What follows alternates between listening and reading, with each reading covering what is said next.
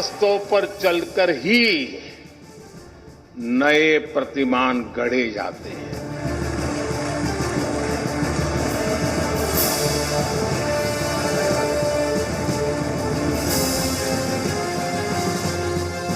नया जोश है, नया उमंग है, नया सफर है, नई सोच है। दिशा नहीं है, दृष्टि नहीं है, संकल्प नया है, विश्वास नया है।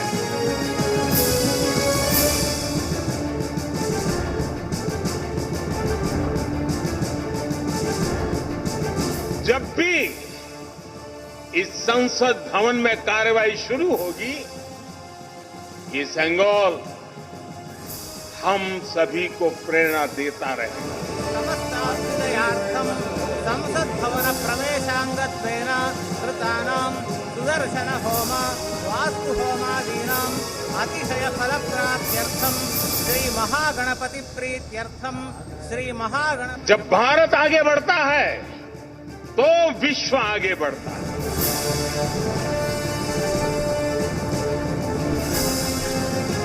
मुक्त मातृभूमि को नवीन प्राण चाहिए, नवीन पर्व के लिए नवीन प्राण चाहिए।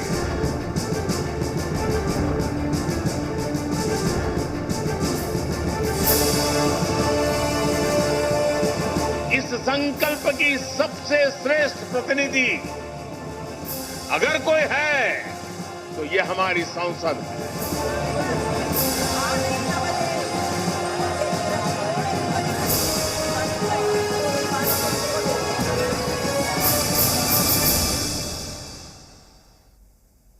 नमस्कार, न्यूज स्पेशल में आप सभी का स्वागत है। मैं हूं आपके साथ अंजलि आनंद। प्रधानमंत्री नरेंद्र मोदी ने आज नए संसद भवन का उद्घाटन किया। तमिलनाडु के अलग अलग मठों से आए आदिनम संतों ने पूरे वैदिक मंत्रोच्चार के साथ सेंगोल की पूजा अर्चना की। आज देश को नया संसद भवन मिल गया। जिस ऐतिहासिक पल का लोगों को बेसब्री से इंतजार था, वो आज सुबह से ही संसद भवन में देखने को मिला। प्रधानमंत्री नरेंद्र मोदी जब संसद भवन पहुंचे तो सबकी नजरें उन पर ही टिकी थीं। पीएम मोदी के साथ लोकसभा अध्यक्ष ओम बिरला भी मौजूद थे। दोनों ने सबसे पहले संसद भवन में महात्मा गांधी को नमन किया और पुष्पांजलि अर्पित की। नए संसद भवन के उद्घाटन समारोह की शुरुआत पूजा अर्चना से हुई। यहां पर हवन पूजा कार्यक्रम किया गया। तमिलनाडु के अलग अलग मठों से आए अधीनम संतों ने मंत्रोच्चार के साथ हवन की विधि को पूरा किया। पूजा अर्चना का कार्यक्रम करीब 1 घंटे चला। इस दौरान सेंगोल की पूजा की गई। तमाम साधु संतों ने पूरे विधि विधान के साथ सेंगोल की पूजा की। सेंगोल की पूजा के बाद पीएम मोदी ने साधु संतों का आशीर्वाद लिया। इसके बाद पीएम मोदी ने सेंगोल को दंडवत प्रणाम किया। पवित्र सेंगोल को प्राचीन काल से राजदंड के तौर पर जाना जाता है। ये राजदंड सिर्फ सत्ता का प्रतीक नहीं, बल्कि राजा के सामने हमेशा न्यायशील बने रहने और प्रजा के लिए राज्य के प्रति समर्पित रहने के वचन का स्थिर प्रतीक भी रहा है।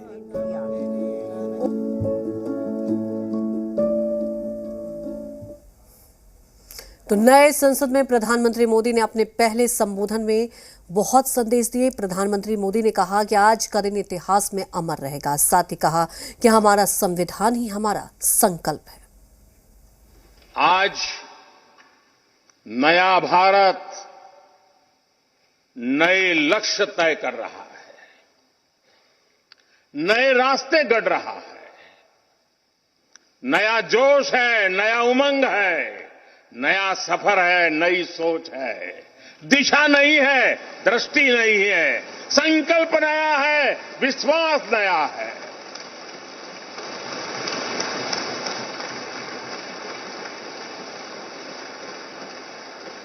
और आज फिर एक बार पूरा विश्व भारत को, भारत के संकल्प की दृढ़ता को, भारतवासियों की प्रखरता को भारतीय जनशक्ति की जिजीविषा को आदर और उम्मीद के भाव से देख रहा है। भारत एक लोकतांत्रिक राष्ट्र ही नहीं बल्कि लोकतंत्र की जननी भी है, मदर ऑफ डेमोक्रेसी भी है। भारत आज वैश्विक लोकतंत्र का भी बहुत बड़ा आधार है। लोकतंत्र हमारे लिए सिर्फ एक व्यवस्था नहीं, एक संस्कार है, एक विचार है, एक परंपरा है। हमारे वेद हमें सभाओं और समितियों के लोकतांत्रिक आदर्श सिखाते हैं।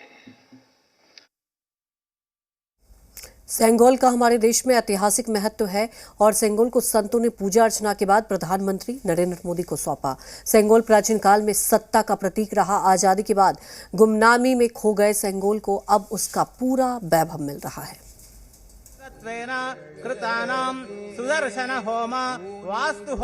नए संसद भवन के उद्घाटन के मौके पर तमिलनाडु के अलग अलग मठों से आए अधीनम संतों ने सेंगोल की पूजा अर्चना की।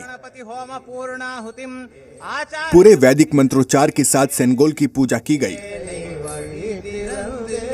अधीनम संतों ने पूजा पाठ के बाद प्रधानमंत्री नरेंद्र मोदी को ऐतिहासिक सेंगोल सौंपा। मदुरई आदीनम, कुंड्रकुडी आदीनम, सेंगोल राजदंड कई राजवंशों में खास रहा है और वेलाकुरिची आदीनम। राजदंड उन 3 आधारभूत शक्तियों में से एक रहा है जो राजा और राज्य की संप्रभुता का प्रतीक रही हैं।